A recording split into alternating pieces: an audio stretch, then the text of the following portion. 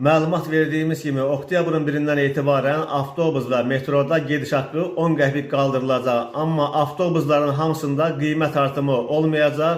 Konkret olaraq hansı avtobuslarda gediş haqqının 10 qəpik artırılacağını qeyd edəcəm.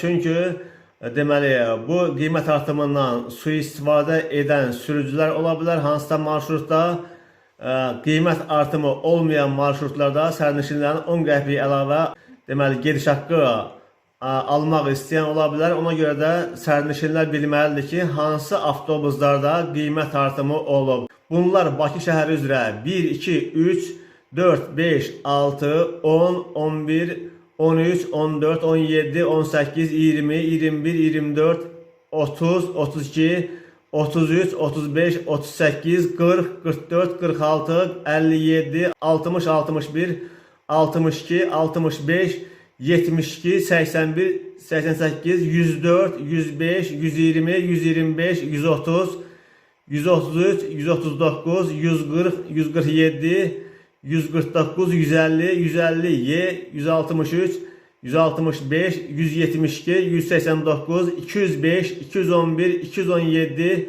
108A, 120Y, 121Y, 140Y, 141Y, 7A, 7B, 88A, Y1, M8 yəni və Bakı Abşeron marşrutları üzrə isə 157, 158, 503, 508 Gəncə şəhəri üzrə 1-dən 20-yə kimi, 1-20-də daxil olmaqla 1-dən 20-yə kimi, bir də C1, C2.